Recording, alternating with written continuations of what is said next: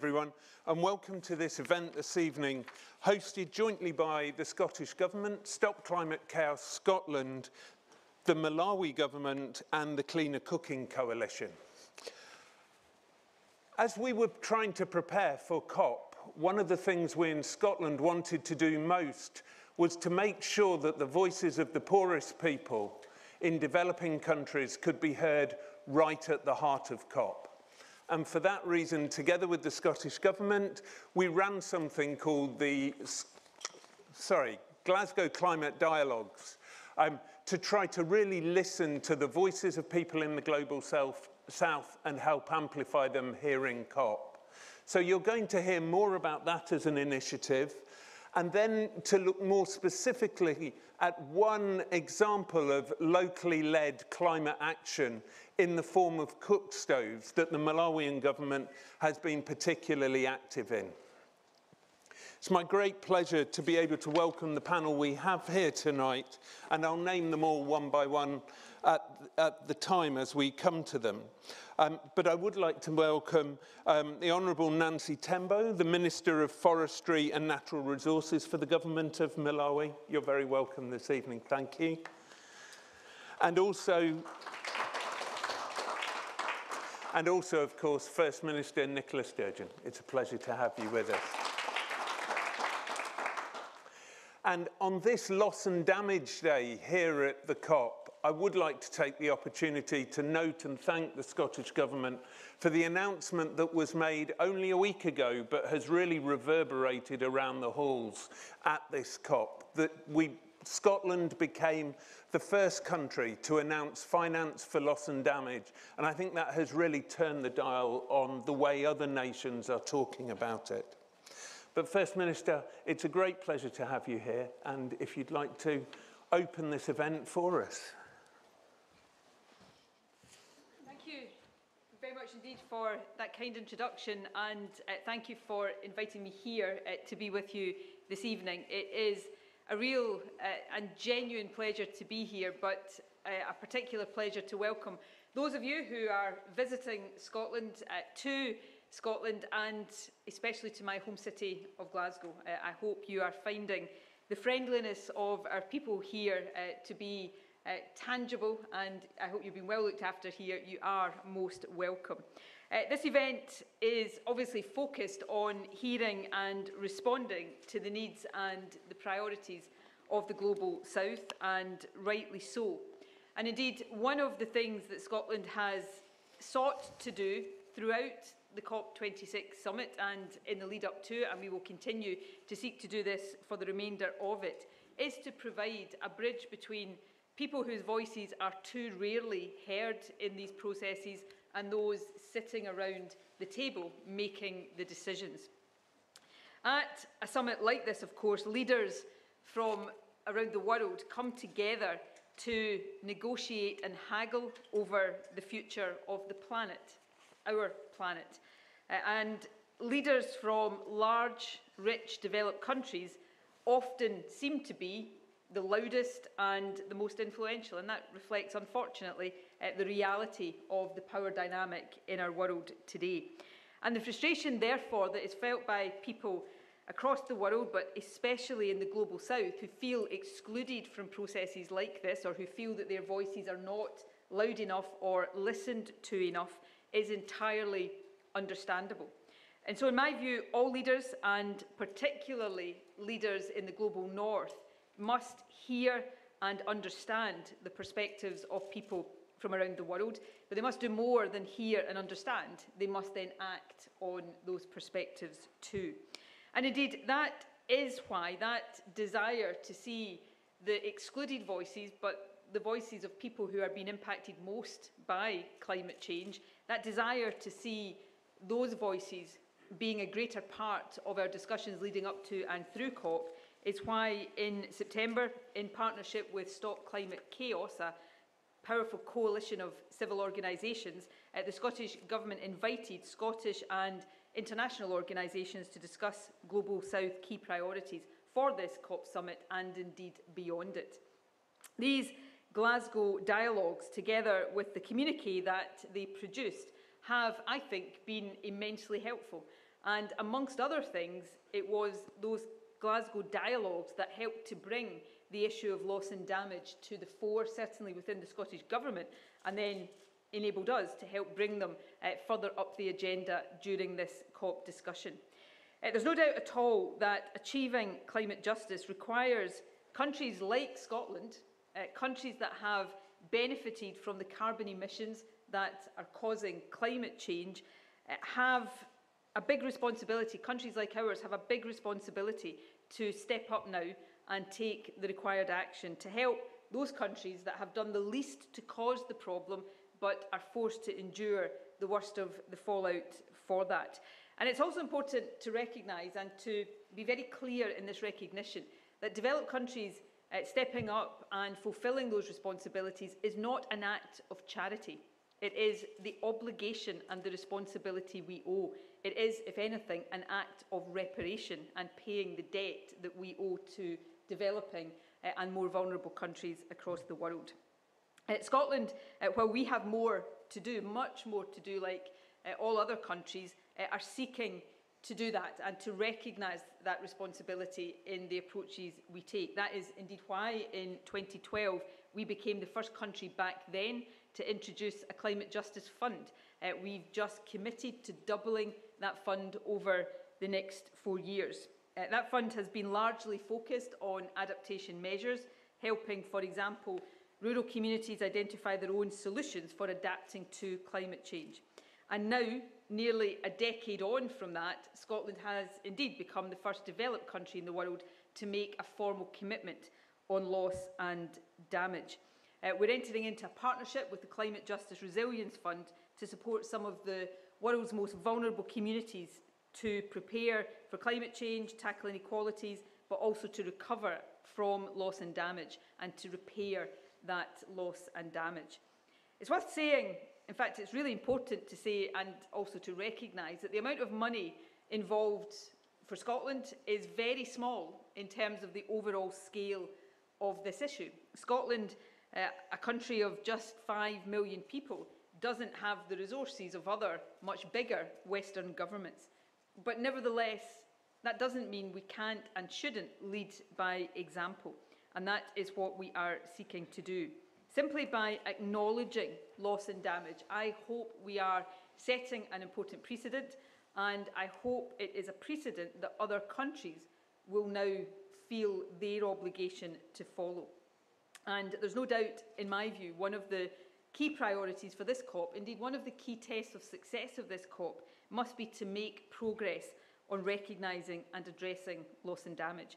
Sometimes it feels as if we are only in the foothills of that. We are only in the foothills of that. But if I want to share a word of inspiration, it would be to look back almost a decade to the establishment, first in the world, of Scotland's Climate Justice Fund. At that time, it seemed as if no other country or few other countries were prepared to follow suit. And yet, almost a decade on, that is very different. So let us inspire ourselves by setting the same example and encouraging others to follow suit. Not just encouraging others to follow suit, but pressurising and, if necessary, shaming others to follow suit.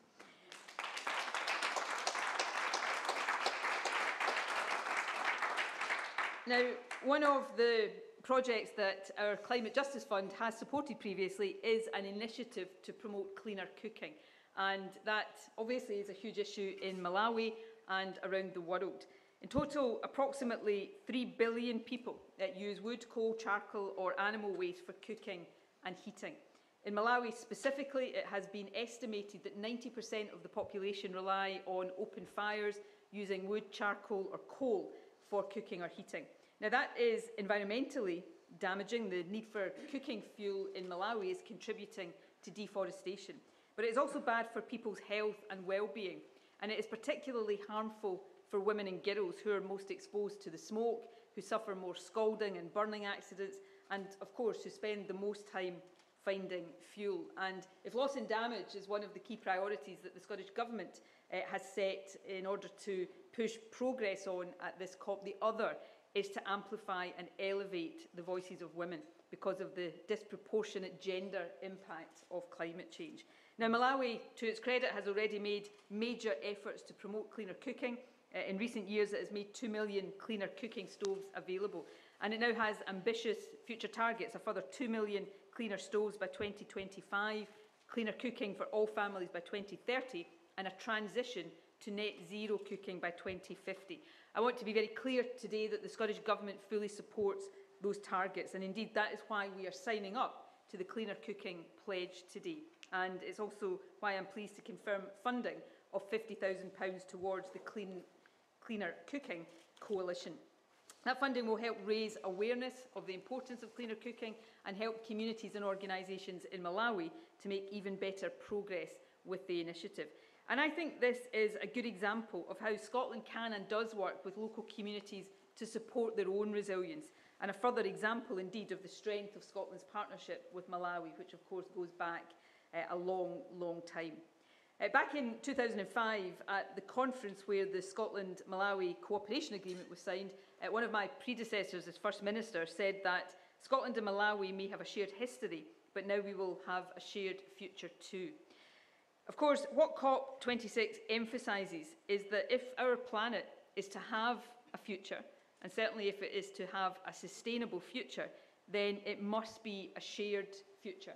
It must be a future that is built on the foundation of the rich, developed countries recognising their responsibility to secure the future for all of the planet. We all have different roles, responsibilities and obligations, but we are all of us interdependent, and Scotland recognises that, and we principally recognise that as a country with a rich industrial past, we have a particular responsibility now to lead by example. That's why we have ambitious targets to tackle climate change here at home, but also why we are taking the lead in highlighting the importance of climate justice and speaking up on vital issues like loss and damage. And it is, of course, why we are so pleased to support initiatives such as this Cleaner Cooking Coalition. So let me end by congratulating everyone who has helped to bring this initiative about. I expect it will lead to further progress on what is an important issue, and in doing that, bring benefits to families and communities throughout Malawi, but also demonstrate and illustrate the power of countries coming together, recognising their obligations and working together for the good of humanity as a whole. Thank you very much indeed for all that you're doing.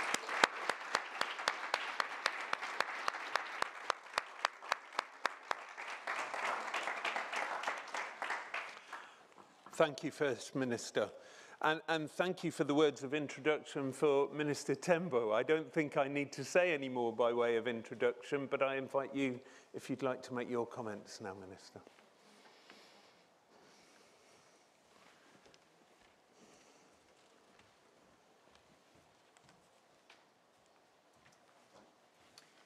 Well, thank you for that warm welcome to Glasgow. Excellencies, distinguished guests, compatriots, ladies and gentlemen, I stand here on behalf of the Government of Malawi to thank you, First Minister, for those warm words and for the good working relationship that we've had between Scotland and Malawi.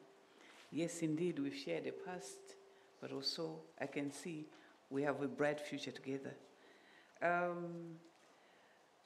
We would like to thank, on behalf of government, the Coalition on Clean Cooking, all civil society, all governments that have supported us. They have set us on a trajectory where we, using our homemade innovation, have come up with that cooking stove, which has gained us accolades. But not just that. What it has done is to show the seriousness that we take as government to ensure that we bring people away from a culture of using open fires, the rudimentary fires that would be, to a cooking model that is cleaner, that is more efficient, but also that is more sustainable. We have not gotten to this stage on our own. We have relied on support such as yours. And we are happy for the commitments that you've made today. We've been grappling, just this morning we're talking about the loss and damage issue. And I'm happy to hear that Scotland is taking the lead in this issue, because the issue of cleaner cooking, issue of climate, issue of deforestation cannot be delinked. These are all interlinked. And so the impact of the negative impact of climate change is impacting more on countries like Malawi, less developed countries in the LDCs. And that damage that is caused for issues that are not of our making, our contribution is completely negligible. But that you've taken it as a moral issue to ensure that there's a fund set up for loss and damage. I think it's leadership for a country like Scotland that you say does not have more resources, but that moral leadership is going to vibrate, I think, even in the other bigger nations, if I may say so. So thank you very much for that. And that you were able to bring to the fore issues of climate justice. I think for a long time, people did not talk about it, but your leadership has brought the issue of climate justice to the front and center of the discussion on the negative impacts of climate change. And so we would like to thank the government of Scotland for its leadership in this endeavor. Today, we are here as Malawians to showcase the clean cooking, the cook stove, and that we have been touted as a center of excellence. And we want to continue on that one. We would like to make sure that more of our people use this cook stove. So far, we have distributed 2 million stoves with the support of yourselves, the Irish government, the American government, and civil society. We've been able to achieve what we've achieved. And like you said, we would like by 2030 funds available to ensure that almost all households in Malawi, in rural Malawi, have access to these stoves. There's so much that we achieve by using this stove. One, like you said, it's cleaner. It reduces our dependence on the forestry, on biomass. It reduces the time that women have to go to look for firewood, or girls have to go to look for firewood. So it has a lot of ripple effect. Girls have enough time to go to school. Girls go to school, they are more educated, they are better able to make informed choices. Families have an efficient cook stove. So there's so much that we do and we achieve.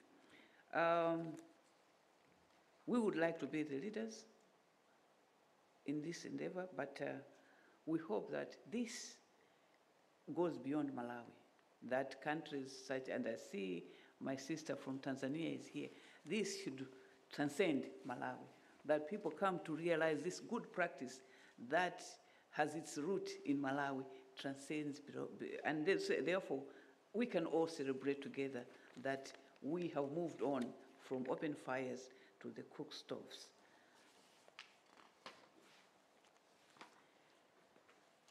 Going back to the issue, I have to mention this, going back to the issue of clean, reparations, you call them, but my president, Dr. Lazarus Chakwera, calls it cleaning up, a fee for cleaning up. It's not a donation, but the developed countries have to pay a fee for cleaning up. We have committed to plant trees on 4.5 million hectares to restore our landscapes. Now, restoration of our landscapes means that we're not cutting more trees. There is more, we come up with alternatives that make sustainable sources of wood. We will plant, but on the other hand, we have to come up with wood alternatives that make us not to destroy where we've planted. And so what we are trying to do now is to link this cook stove to bamboo. Malawi has adopted the giant bamboo. So we have come up with a model where we're distributing bamboo seedlings to families. You distribute 2 cook stoves, but also seedlings of bamboo, so that eventually then they're able to produce their own biomass to provide energy for the cook stove. So we're moving ahead, but what we require is financing. And we're happy that you have contributed the 50,000 pounds to the Cleaner Cooking Coalition. It will help us. It will make other people come to the table and provide funding. So we would like to thank you for your support always, and for always being with us, a partner that is always there. Thank you very much. May God bless you. Thank you. And so perhaps, I don't know whether we can do our presentation now. Yes, we have a presentation that we would like to make. It is self-explanatory. Perhaps I would ask the operator to start us off on this.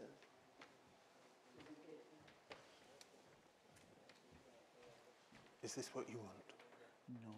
No. No? What's next? Because it's for you to make the presentation and sign that we need to sign. Okay. Oh, well, we had a PowerPoint presentation, so we thought perhaps we could start with that one so that we have an appreciation of what we're talking about. Okay. Yeah.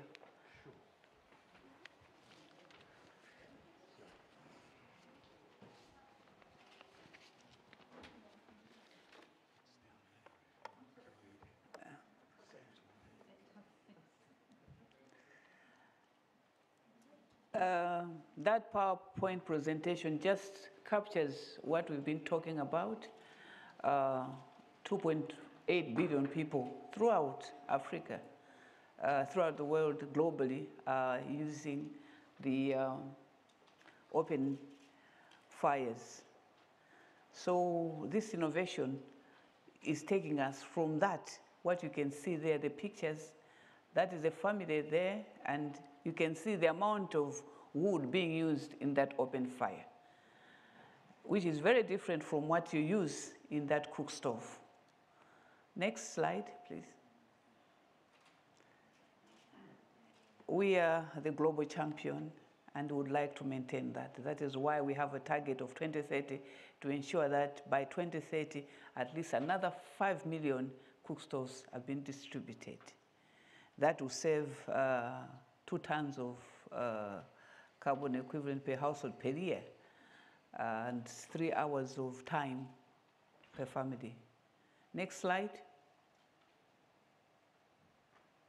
Self-explanatory. The lady is there using the cook stove. When you compare to what she's using in that cook stove and what she had used in that open fire, you can see that very little wood is being used here.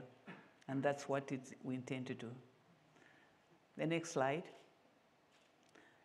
Yes, now that's a lady making the cook stove. What the cook stove does, it also creates livelihoods, empowerment, job creation. So you can see that lady, she's going to sell that cook stove. She will use it herself, but also some she'll make to gain income generation for her family. So it's something that's locally made, something that generates income for families. Next slide. That's our president. The quote that he's made there: if we as a global community do not meet this challenge together, we'll be undone by it together. Preservation of nature. Unfortunately, nature does not look at boundaries. So if we don't do something globally, we'll be in the same boat, being undone by it. Next. Is that done? The next slide? Oh, okay. Thank you very much for your attention.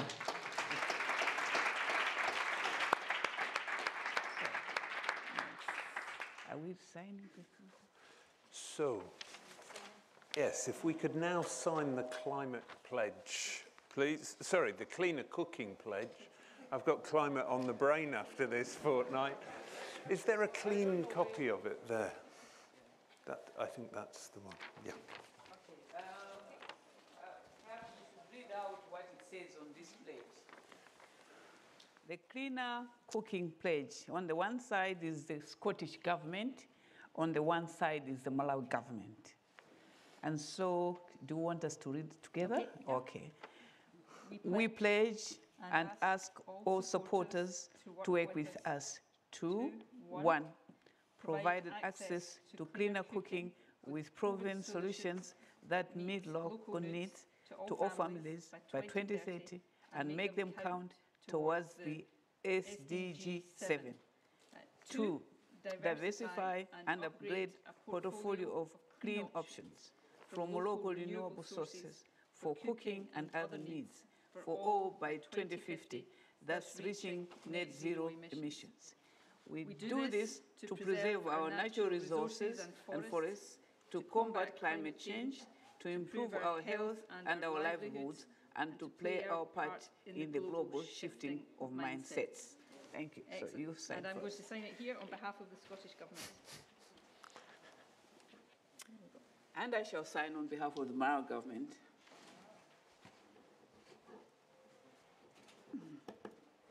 Thank you.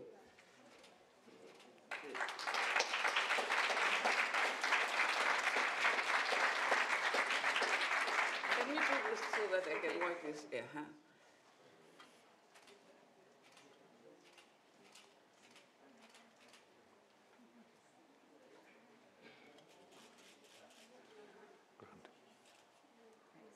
Thank you, Frischmann. Thank you so much. Thank you. Thank you. I met your Appreciate it. president. Yes, I saw. Yes, I saw.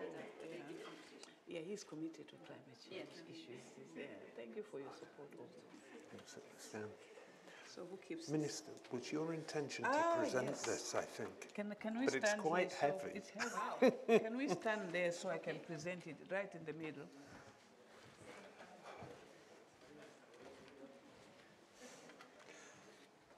Are you going to present this? I'm going Or to. do you want me to hold it? No, I will present it. I okay, hope good. she'll be able to carry it. This is where we realise my muscles are not as strong as they should. Oh, well, I present to you this Malawi's own innovation. Thank you. We hope you can use it Absolutely. to let the world know what we are capable of doing. And thank you for support always. Yeah. Thank you very much.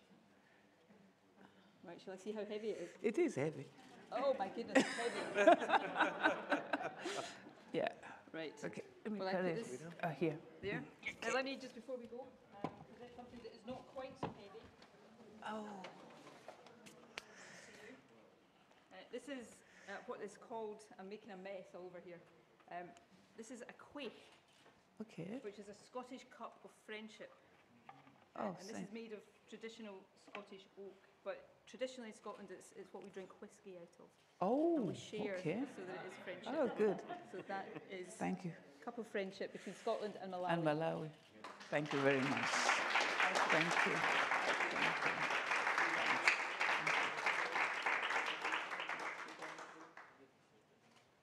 Thank you.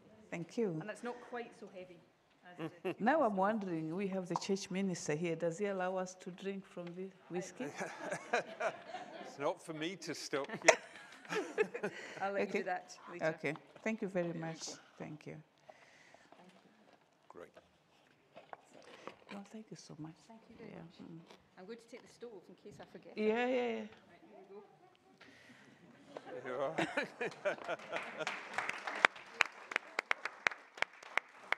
There's the bag that Thank the you. cup came in. Thank you. It's beautiful. It's beautiful. Thank you, First Minister, and thank you, Minister. The next two speakers were very closely involved in the Glasgow Climate Dialogues. They were members of the steering group that helped design the whole process. And absolutely fundamental to the process we really wanted, and it was 50-50, people from the Global South, people from Scotland, who were designing the process to make sure that we really identified the issues that were most important to the Global South, and then had a process that could hear the different perspectives on those issues. So, Lucy, if I could ask you to come to the microphone. Lucy Ssendi from the Government of Tanzania. Thank you.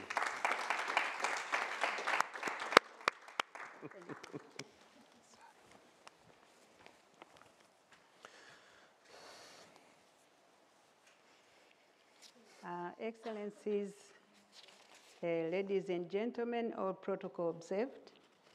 I'm here to present about the process of development of the communique and also the development of the Glasgow Climate Dialogues.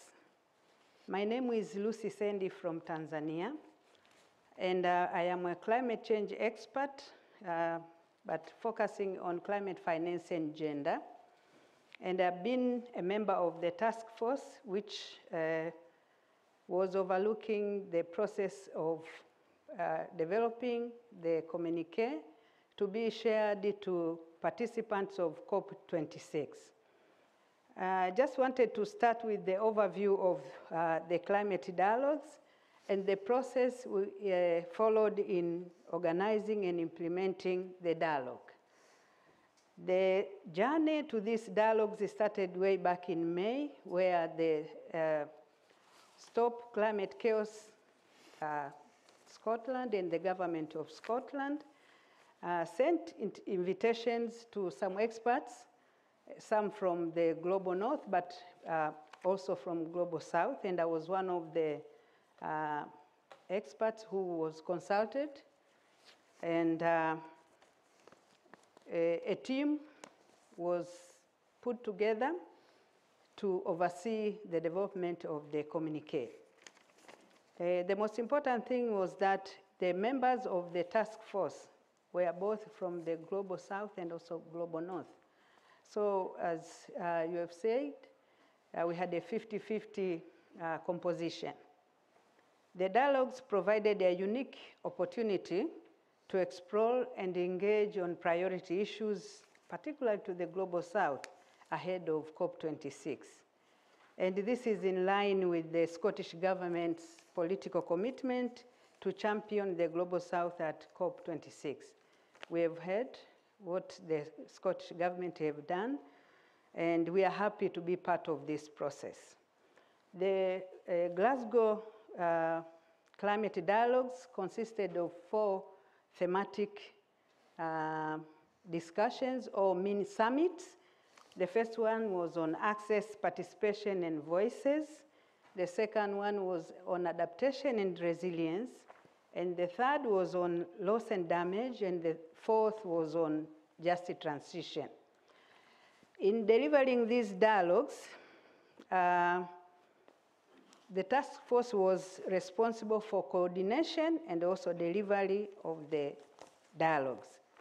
And the thematic leads, which were given the task of proposing the thematic areas, took responsibility successfully to deliver each session. And the proposed themes were ratified by the task force during the first task force meeting. The sessions that were conducted were 4, as I've mentioned, in the thematic working groups, and these were conducted in 4 consecutive days from the 6th of September to the 9th of September. The first one, as I've said, on access, participation, and voices was co-facilitated by colleagues from Global South and also from Global North, particularly Scotland.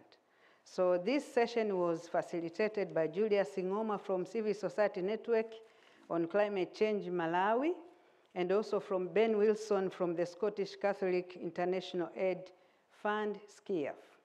The second session was facilitated by Enamo Mazid Khan and Jamie Livingstone. They are both from Oxfam, one from Oxfam, Bangladesh, and Jamie from Oxfam, Scotland, and they facilitated the adaptation and the resilience session. The third session was loss and damage, which was co-facilitated by Simon Anderson from the International Institute of Environment and Development, IIED, and also Ishaq Ahmed from the International Center for Climate Change and Development, ICCCAD.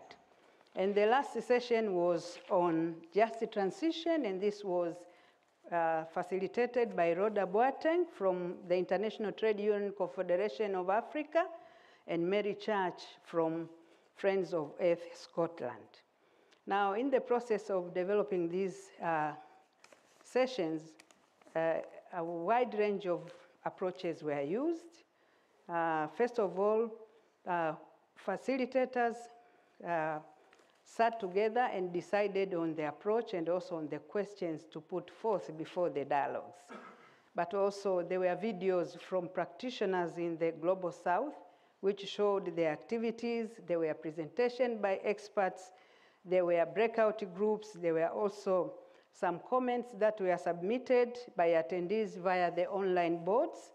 But also there were spotlight groups, plenary, and also the speakers were given an opportunity to verify the information which they've provided during their presentation. The drafts from all the 4 sessions were drawn, and also they were finalized, and these were sent to the task force for validation. And a final draft of the communiqué was then developed with a foreword from the Scottish government. We were very lucky to launch this communiqué on 30th of September with an address from the Honourable Màiri McAllan, the Honourable Minister for Environment and Land Reform Scotland, but also the communiqué has been widely disseminated, including being translated to other 5 languages of the UN apart from English, and these are French, Spanish, Russian, Chinese, and Arabic. And also the communiqué is available on Stop Climate Chaos Scotland, and also it has been printed and distributed to different groups of delegates, media, and also it was discussed at the first cross-party meeting of the International Development Committee.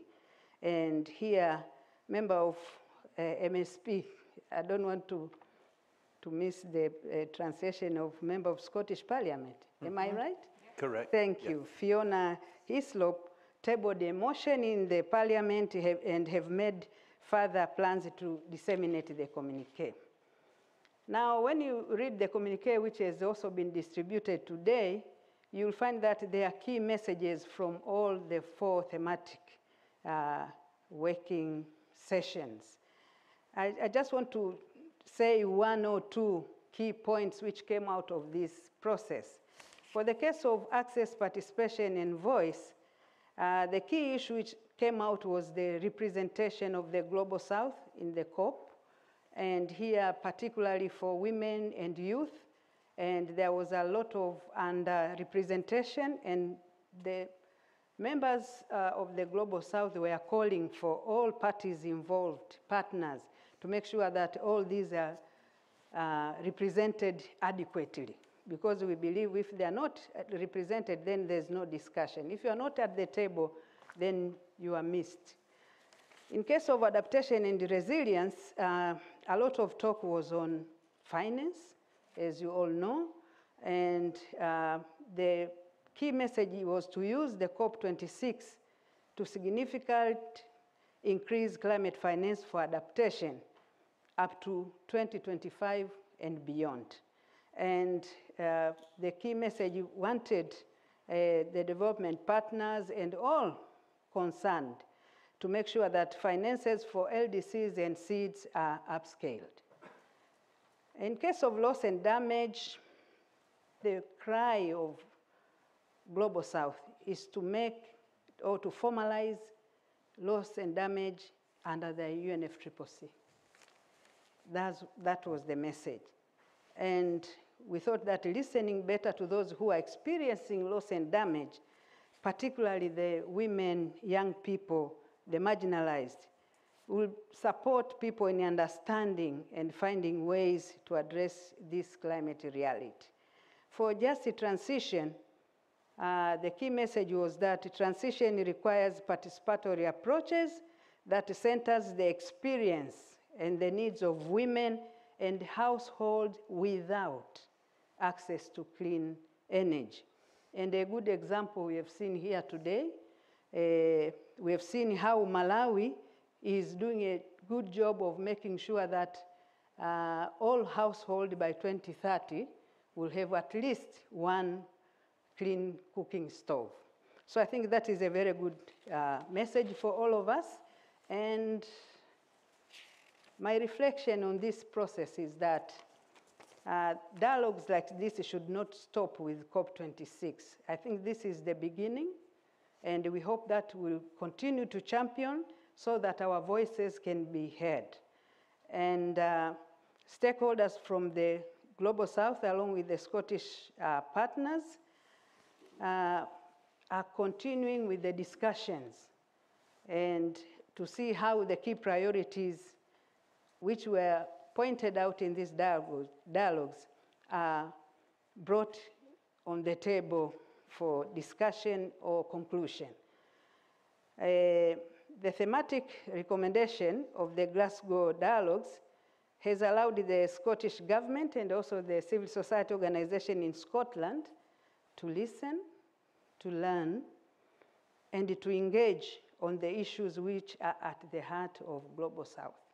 So I thank you very much for listening. It was a pleasure for me to be part of this process. Thank you, Excellencies. Thank you, Excellencies, ladies and gentlemen.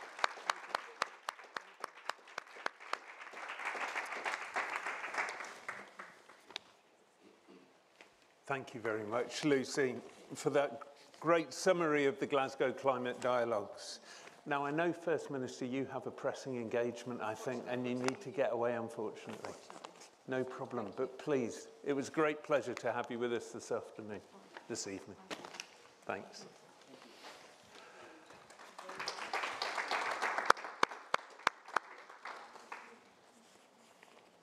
Thank you. Not at all. Thank you for coming. So, I'd now like to ask Professor Saleemul from the International Centre for Climate Change and Development to talk to us about North-South collaboration. Saleem was also very closely involved with us, with the climate dialogues. He's a world-renowned climate expert, and I believe he was recently voted the 4th most influential person on climate change. So, Saleem, it's a pleasure to have you with us. Thank you very much, Alistair, and thank you for inviting me. And I just want to echo Lucy's description of the collaborative way in which these dialogues were held, the communiques were produced. My center, the International Center for Climate Change and Development, was very much involved. My colleague Ishtiaq here was part of the task force, and we really felt it was a genuine partnership and a genuinely collaborative effort. I do also want to mention and describe that it did more than just produce a communique and a good feeling and vibe between Scotland and the Global South, particularly on loss and damage. The communique produced recommendations that enabled the Government of Scotland, as we heard from the First Minister just a few minutes ago, to really take up the cause of financing loss and damage from the Scottish climate justice budget. That was something that we strongly recommended to her government, and that she listened to, and she took the initiative to show what I would call true leadership on this particularly important issue for those of us in the Global South who are feeling the impacts of real loss and damage already. And to have this issue not addressed properly in the UNFCCC process is really an insult to us. And so we are very pleased. In fact, we congratulate the First Minister for having made that decision, made that declaration, and as you heard here, issued a challenge to other leaders to match her. And we have another 5 days to go. I hope the other leaders listen to her challenge and rise to the occasion. Hopefully they will. There will be more than one. And what we want to go out of Glasgow with is a group of countries. It may not be everybody. We won't get a full decision for 196 countries to agree to, but a few countries saying that this is important and we should take it forward, which then enables us in the Framework Convention process to put it together between now and COP27. We have a year's time to work on, with our partners in Scotland in particular, to flesh it out in terms of what it would mean, how it would work. And as you may know, COP27 next year will be an African COP.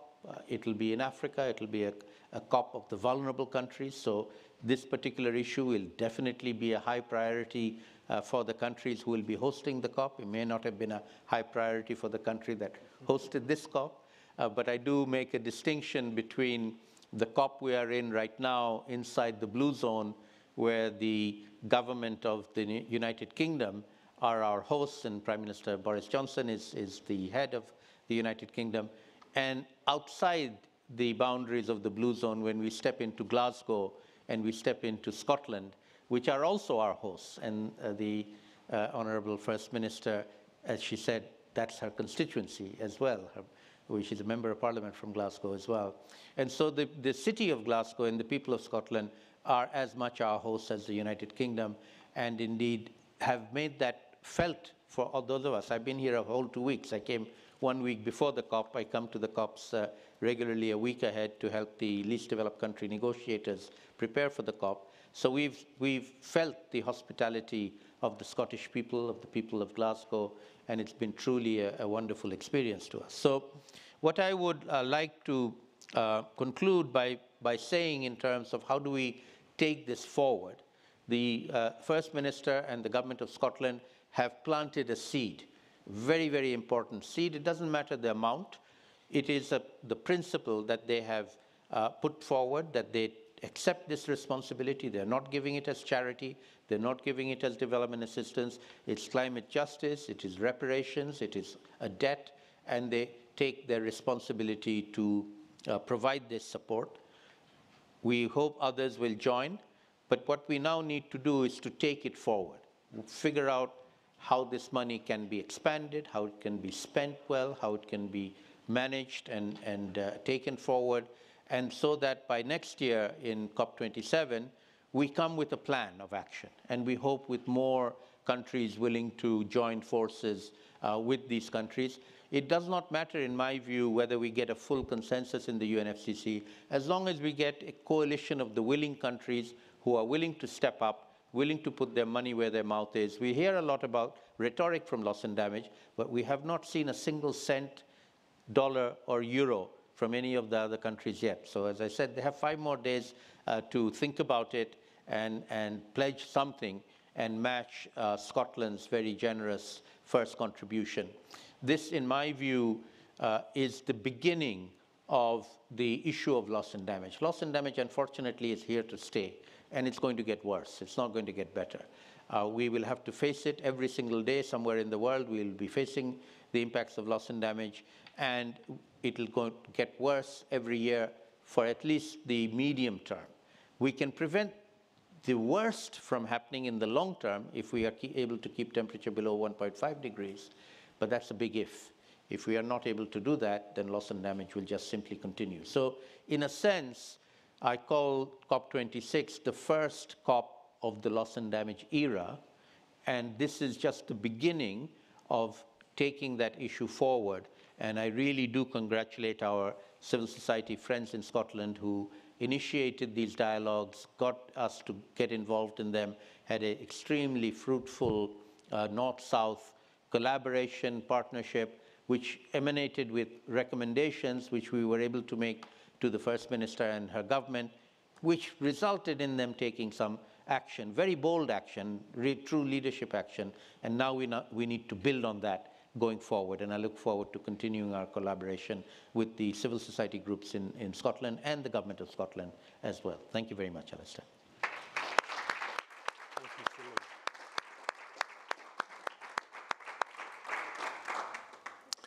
Thank you very much, Saleem. I hope you all found a copy of the Glasgow Climate Dialogues on your chairs when you came in. If you didn't get one, we have many copies with us. Please make sure you get a copy beforehand.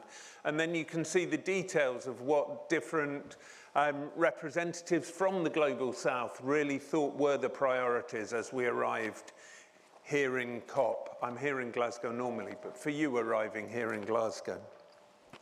And also the debate that you mentioned, Lucy, that has now been given parliamentary time, and the debate will take place in the Scottish Parliament on Thursday. Great. So we've been looking so far at very much the big picture. What were the expectations of COP? But the example of the cook stove that you spoke so much about earlier is a prime example of locally led solutions that are climate action, and locally led solutions that really recognise the gender inequality and who carries the burden of poverty and climate change and the environmental aspects associated with it. I'd now like to ask if we could watch the video from President Chakwera, who will talk about climate, the Cleaner Cooking Initiative.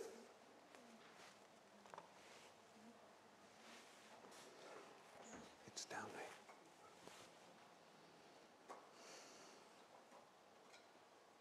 This is an urgent matter for all of us.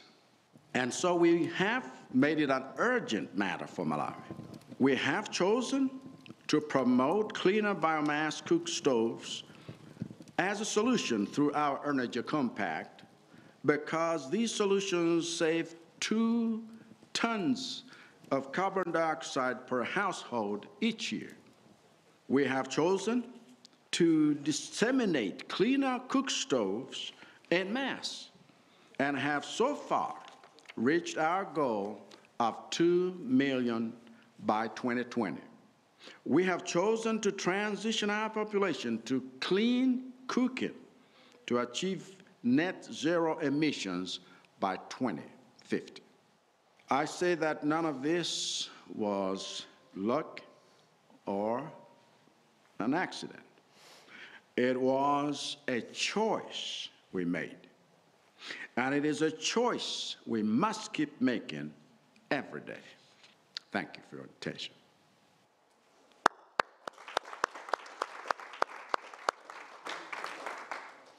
And having heard President Chakwera,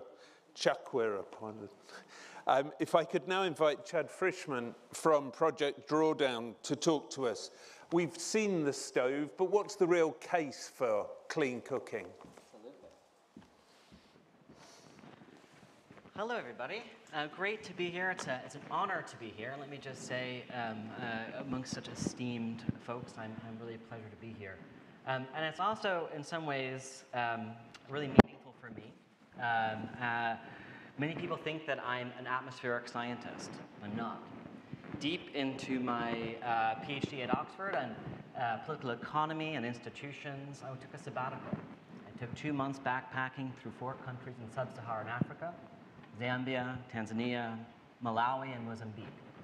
5 days after getting off the plane, I gave up my PhD, packed up my bags to move to California. I dedicated my life to sustainable development, biodiversity conservation, and local indigenous peoples' rights and well-being. So in many ways, this feels like a full circle coming here today on this with this panel. I am the human I am today because of my experience through my travels in Malawi and Tanzania. So thank you. And sustainable development, human rights, and biodiversity are at the forefront of climate change. Why? Because they are the issues that are most affected by a changing climate. So when we're thinking about how to solve for climate change, we have to think about what are the other cascading benefits to human and planetary well-being. I think a lot about real workable climate solutions. But as a starting point, we have to understand the system itself. And the system itself, nearly everything we do as a human species generates emissions. From the electricity generated from coal, oil, and gas-fired plants for us to turn on our lights, to the fuel that's burned in our homes, to heat our homes, or to cook every single day. Just about everything we do as a species enters the atmosphere as emissions, and about 59% stays there. This is the system as a whole. The rest of it comes down every day through the magic and the miracle of photosynthesis, through our natural ecosystems, through marine and land ecosystems that pull carbon out of the atmosphere and store it safely. This is the magic, the miracle of life itself, of photosynthesis. But 59% remains there. So I spend a lot of my time thinking about how can we turn off the sources? How do we get the sources of emissions itself to zero? And how do we enhance our natural ecosystems to pull carbon out of the atmosphere? Because really that's the only way we're going to solve the climate emergency that we're in, right? Is to stop emissions, get to zero, and enhance our natural sequestration so we can get to a point of drawdown. And that's how we can actually solve the climate emergency that we're in. I led a team of researchers from all over the world, from every discipline you can imagine. And together, over the last 7 years, we've mapped, modeled, and quantified the most powerful technologies and practices that exist today. Scientifically valid, data-driven, economically viable, and have more cascading benefits than trade-offs. This is a system of solutions that, when taken together as a system, can stop global warming and begin the long process of reversing it. This is a new system that changed the way we do business from one of exploitation and extraction to a new normal that's by nature restorative and regenerative and has well-being for people and planet at the core of everything that we do. We've quantified the most powerful solutions. There's over 90 technologies and practices that, when taken together, can achieve this point in time of drawdown. Here you can see all those areas of activities listed here. You see many that you're familiar with: food, industry, land use, agriculture, electricity generation. We need solutions across all of these areas. To the right, you see those numbers. That represents gigatons of carbon dioxide equivalent that's either avoided or sequestered from the atmosphere. To the right, those numbers are aligned with the 1.5 degrees Celsius warming target. Now, many people are really surprised to see lots of different solutions on here, but the one that people are really surprised to see are improved clean cook stoves. Now, about 2.7 to 3 billion people around the world are currently using open stoves. And, you know, one of the most substantial solutions that are readily available is to have more efficient, effective, and affordable improved clean cook stoves that can have an impact directly in the atmosphere, avoiding up to 31 to 73 gigatons of carbon dioxide equivalent. And that mainly comes from avoiding emissions and from black carbon. We can achieve our 1.5 degrees Celsius warming target, and improved clean cook stoves is one of the most substantial substantive technologies in the list of solutions that, taken together as a whole, can get us on the pathway, but it's often ignored. And we can also think about going beyond these targets. I don't have too much time to explain this really complicated and beautiful graph, but all the technologies and practices that we evaluate that actually have an impact on the atmosphere also have cascading benefits that help solve the Sustainable Development Goals and to move beyond to a regenerative future that we need. And that can't be more true than cleaner cooking for all. We not only can have a massive reductions of CO2 equivalent, again, not only CO2, but also that all-important black carbon, which is over 700 times more potent in terms of its global warming impact than carbon dioxide. We saves time, and particularly for women and girls, as we've heard before from the minister, as well as improved health and educational outcomes. We have to remember that children in households that are filled with noxious fumes aren't actually performing well in school. So we can achieve multiple SDGs, clean energy, reducing our emissions, improved gender equality, higher educational attainment, and better health and well-being for all people. Improved clean cook stoves is the way forward that has so many cascading benefits to people and planet. And I applaud the work that's being done in Malawi and beyond, in Tanzania and other places, and applaud the work that's being done in the Cleaner Cooking Coalition. And I hope that this pledge can be the starting point to another pledge focusing on black carbon. We've heard the methane pledge earlier this week. We need a pledge for black carbon itself, and this cleaner cooking pledge is a step in that direction. Thank you all for your time, and I look forward to questions.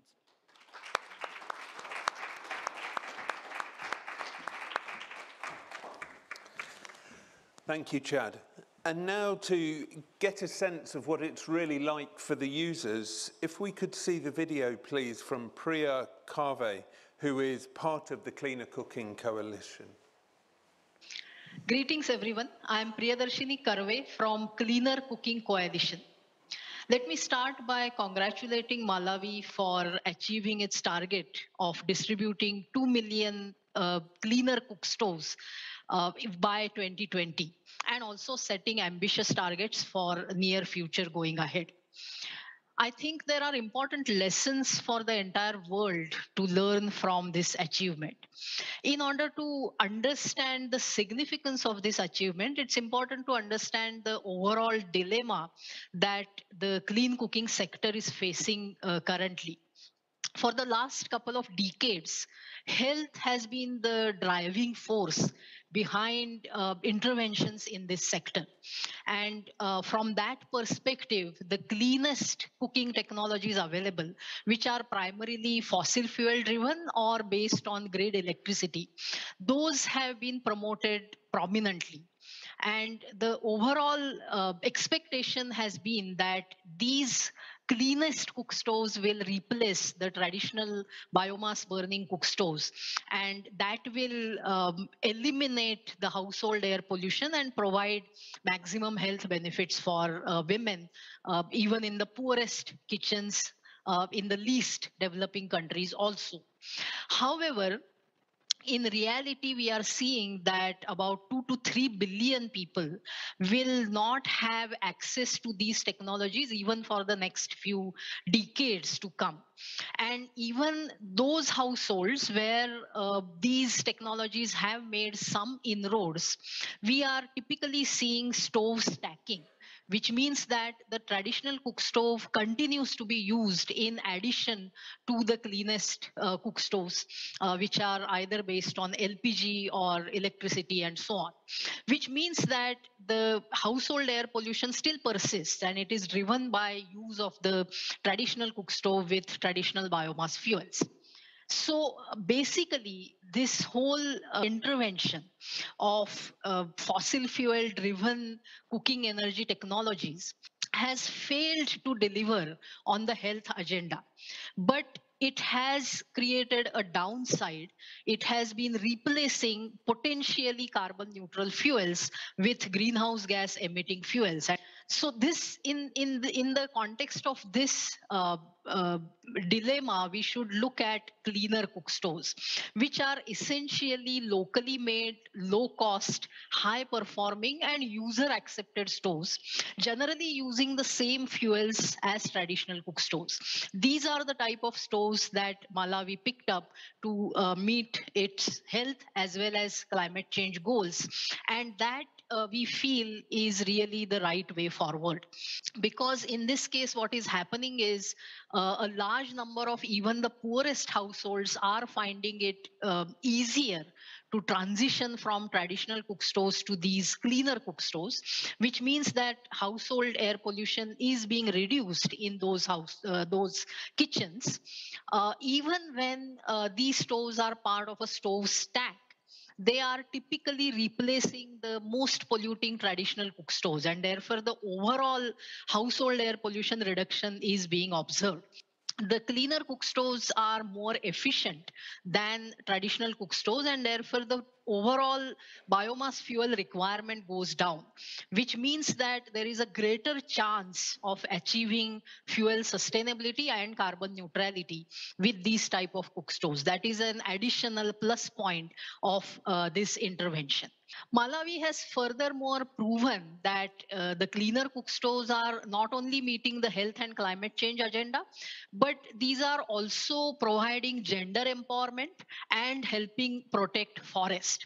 Around the world, we need about 2 to 3 billion such cleaner cook stoves, which typically cost less than $10.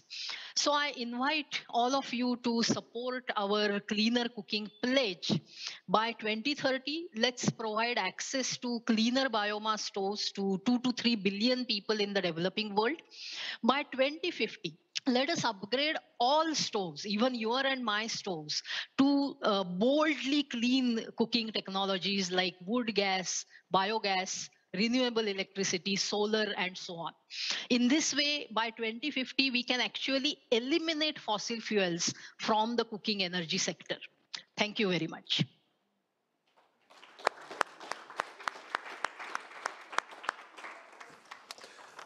Thank you, Priya. Not that you can hear me. And the cleaner cooking pledge that Priya just described is very much in keeping with the wording that we saw the Minister signing with the First Minister earlier. We don't have an awful lot of time for questions, but I'd very much like to do at least one round. I have a roving mic here, if somebody could. Ben, maybe could you come and... I don't know if that's on, actually. Would anybody like to ask any questions of the panel? Oh, there's a... sorry, there are static mics for people to go to. I'm with you now. So, would anybody like to ask any questions of anyone on the panel, please? Perhaps, while you're thinking about what you might like to ask, how can we provide access to cleaner cooking with proven solutions that meet local needs to all families by 2030 and make them count towards that 7th SDG? Minister Chad, do you have any thoughts on that? How we can do it? How? What are the barriers? Well, the barriers would be finance. They are locally made. The raw material for making is locally available. The know-how is there. But the challenge perhaps to upscale the magnitude that we would like is the financing aspect. We can make using our local resources, but not to the extent that we are targeting. And so we would like investment from our partners into this, so that, well, it can come, there is green climate finance. Mechanisms such as those ones should be able to fit into this effort by the government of Malawi. Yeah. Thank you, Minister. Chad, did you want to add anything?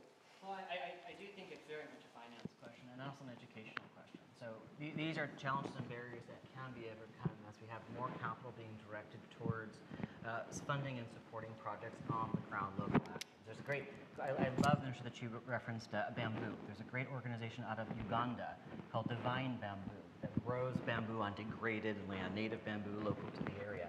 They produce this bamboo, great briquettes out of it for clean cook stoves in the area. We need to be having and funding more of these innovative companies and locally grown initiatives that are stacking functions, that are not only dealing with the energy issues, but also looking at sequestering carbon through bamboo, improving soil productivity, improving economic livelihoods on the ground. And if we could unlock finance to go and fund these projects that are there, there's so much funding there for climate funding that isn't being capitalized on because they don't know where to go. Well, I mean, this is one of the most cost-effective climate solutions that exist. Out of all the solutions that we have available, voluntary reproductive health care and clean cook stoves. Some of the most cost-effective, efficient solutions that we have readily available. We can unlock capital to local companies, local initiatives, and that's really, I think, a small barrier that can easily be overcome, and educating local populations to the potential of more improved clean cook stoves, and again, that stacking of functions. Right. But just one more issue. We have a model that Energy Africa and SCIAF are pursuing, because it has to do also with mindset change. People are used to using the open fire. And so sometimes you find there will be those homesteads where even though they have this clean cook stove, somehow because culturally they're used to doing things a certain way. So you need to move them from that mindset to now this new way of cooking. And SCIAF and Energy Africa now have employed people that may go to the homesteads where these have been distributed, just to ensure, to talk to them, continually monitor that these stoves are not just being left and the old ways continuing, but that these cook stoves are now being used. And there's incentives just provided to make sure that people get used to this new way of cooking. Right. Yeah. Thank you. I'm conscious there's a question there. Just before you ask it, I'd like to ask a question of the audience. I'm very conscious that there's a lot of you from the Global South in the audience this evening. As we were setting out, as you say, Lucy, back in May, we were trying to design a process to genuinely hear better from the Global South. What were the issues, what were the priorities, what were the demands or recommendations for COP? And so I'd be really interested to hear, I think we'd all be interested to hear, how could we improve that process if we were doing it again? Because as we've heard and we know very well, this is the 26th COP and there'll be many more. And how can we work together to help that your voices are more accurately and more loudly heard within the centre, at the centre of COP? So if any of you have any thoughts about that, please make your way to one of the microphones. But I'll take that question first and the lady at this microphone after that. Thank you. Thank you. Jakub Verba from 2050 Climate Group. So we see a lot of commitments for energy access, but when people refer to energy access, most of the times it's actually electricity access. So my question is, why has not clean cooking become higher up in the agenda to close the gender equality gap and health issues associated with that, and what do we need to do to overcome this challenge? Thank you. Thank you. And if we take this question as well, and we'll answer them together. It's a related issue, actually, because I was intrigued, Honourable Tembo, when you talked about the livelihoods to the women when they are making the stoves. The little concern I have with commercializing the stoves is that it takes the business away from the women. It becomes a commercially viable enterprise for large firms and a loss of livelihoods to the women. And how do we make it happen so that we still have the women benefiting from the production of the stoves, but at the same time also benefiting from using the stove? The other question I wanted has actually been taken up because the cleaner stoves is one agenda, one of many possible strategies, and it's always important that there is constant communication of why are we doing this, so that people also understand there are other things that we can be doing very low cost in the households that together contribute to making a bigger reduction in CO2 emissions. Thank you. Thank you. Would either of you like to respond to the question in there? So why isn't it getting the attention, perhaps? Why is the attention given to more high-tech solutions, do we think? Perhaps, let me start.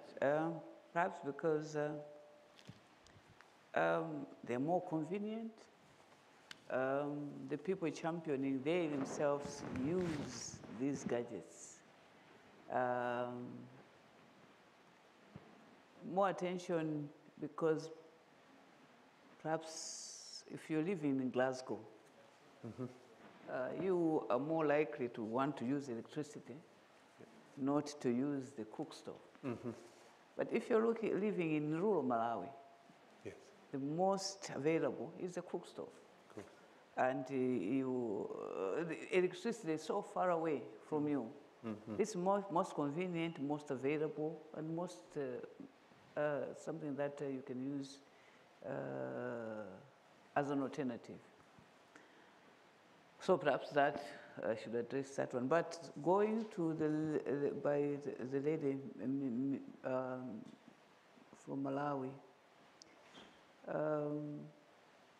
Yes, it will, as we speak, most of these are being produced by local NGOs, with communities, groups of women are producing these cook stoves. But I do not think, perhaps going forward, if we're going to target 3 million, I don't think the women have the capacity themselves to produce 3 million. So maybe perhaps they will continue to, women will continue to produce them, but that target I think is rather lofty for the groups of women to be able to achieve. So we need a combination of both. Protect the women, ensure that the groups continue to produce, but also if we have to speed up and funds being available, we still need some commercial entity to assist. Thank you. I'm afraid we're going to have to leave it there, but it's very interesting, that comment you made. Sorry, I was just going to have to wrap up. Maybe we could ask the question afterwards, or is it? Oh, it's about your question about how to engage the global south. Please do. Can I say something? Please do. Yeah, so I think it's kind of tough the way the whole global negotiation process happens. There are all these preparatory meetings that happen in the global south.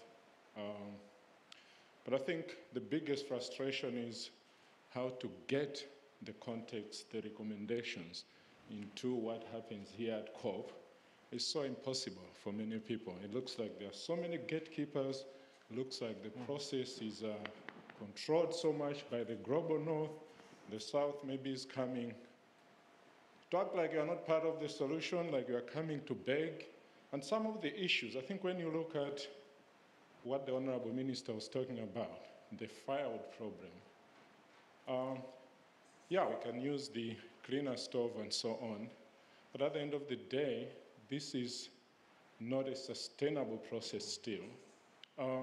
Some of the big problems that are really affecting things are things like population dynamics. It looks like the word P is a no-mention word in this forum. A lot of people, you look at this Congo Basin, Sahel in Africa, and so on.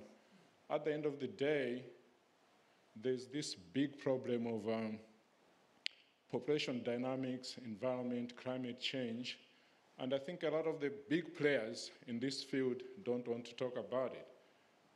You look at many developing countries, a lot of the women there want to have fewer children than they would like to have. You talk to them, they don't live in silos, their lives are integrated.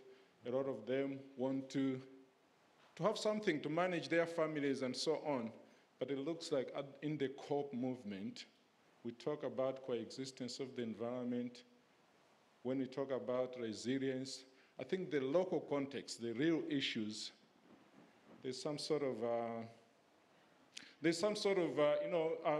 some words that even people don't want to mention here, the word population, and you can't address these issues. We are not talking about population control.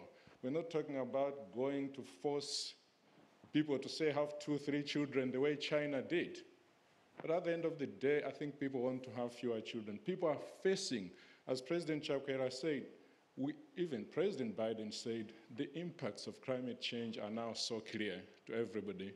People are having little land to farm on. People can't even find the firewood to find water, and people want to do something. So if we really want to help, let's not box people on what we think needs to happen.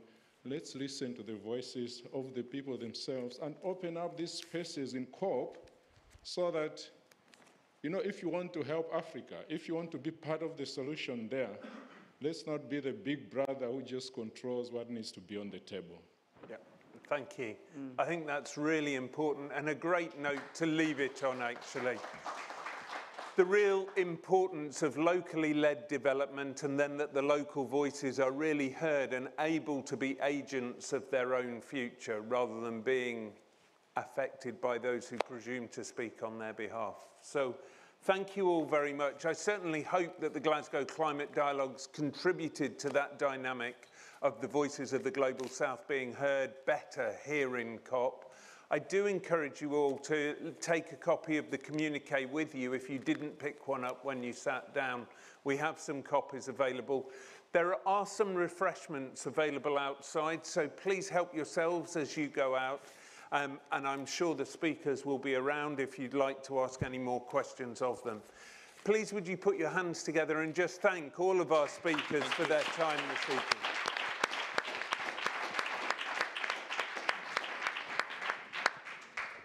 Good.